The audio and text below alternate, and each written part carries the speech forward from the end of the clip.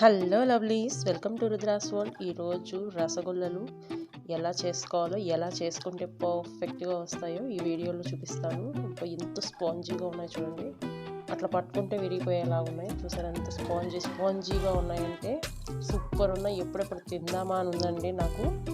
ఈ రెసిపీ ఎలా చేయాలో చూపిస్తాను. ముందు నేనైతే 1/2 లీటర్ పాలు తీసుకున్నానండి. చిక్కటి పాలు తీసుకున్నాను.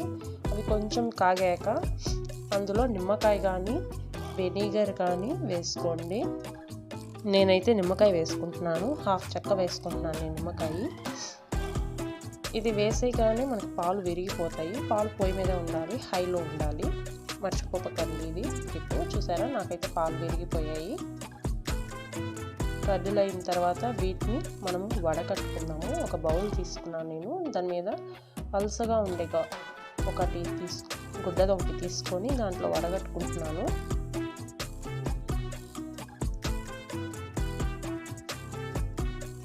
ఆ వాటర్ అంతా పోయేలాగా పిండుకుందాము. ఇప్పుడు మనం దాంట్లో కొంచెం చల్లనీళ్ళు, కోల్డ్ వాటర్ అలా పోసుకొని మనం కొంచెం కలబెట్టుకుందాం. ఎందుకంటే మనం లెమన్ అవి వేసాము, వెనిగర్ అవి వేస్తాం కదా, ఆ టేస్ట్ అయ్యి మనకి గులాబ్ జామ్ తినేటప్పుడు తెలియకుండా ఉండడం కోసం మళ్ళీ చల్లనీళ్ళతో కొంచెం అలా చేసి బాగా స్క్వీజ్ చేయాలండి. ఒక 1/2 అవర్ అలా వదిలేసేయండి. మీకు వాటర్ అంతా పోయిన తర్వాత ఇలా బాల్ కన్సిస్టెన్సీ, మీరు ఏ షేప్ చేస్తే ఆ షేప్లో రావాలి. దీన్ని బాగా మెత్తగా స్మాష్ చేసుకోవాలండి. నేను 1/2 టేబుల్ స్పూన్ ఆఫ్ కార్న్ఫ్లోర్ వేసుకుంటాను. మీకు కావాలంటే బేకింగ్ సోడా కానీ బేకింగ్ పౌడర్ కానీ వేసుకోవచ్చు. కొంచెమే వేసుకోవాలి. 1/2 టీ స్పూన్ అలా వేసుకోండి. నేనైతే వేసుకోవట్లేదు. బాగా మెదుపుకుంటున్నాను నేను. చూపిస్తాను మీకు ఎలా చేసుకోవాలి. బాల్స్ అనేటివి కూడా చూపిస్తాను. 10 మినిట్స్ అలా కలుపుతూనే ఉండాలండి. బాగా స్మాష్ చేస్తూ ఉండాలి. సాఫ్ట్ అయిపోవాలి.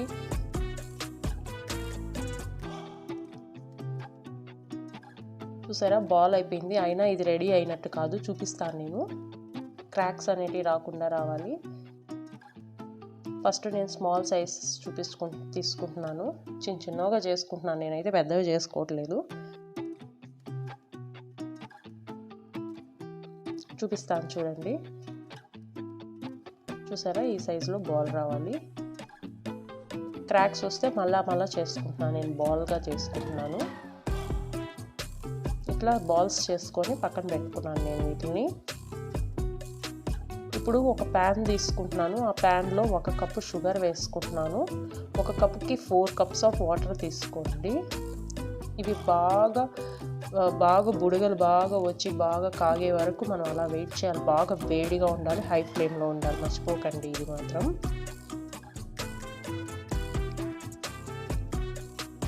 చూసారా, ఇలా ఉడుకుతూ ఉన్న వాటిల్లో మనం చేసి పెట్టుకున్న బాల్స్ ఉన్నాయి కదా, అవి వేసేసేయాలి. ఇవి వేసేస్తే ఇవి డబల్ సైజ్ అయిపోవాలండి. చూసారా, నాకు డబల్ సైజ్ అయిపోయాయి. ఇప్పుడు ఇంకో ప్యాన్లో 1 కప్పు షుగర్కి 1 కప్పు నీళ్ళు పోసుకున్నాము.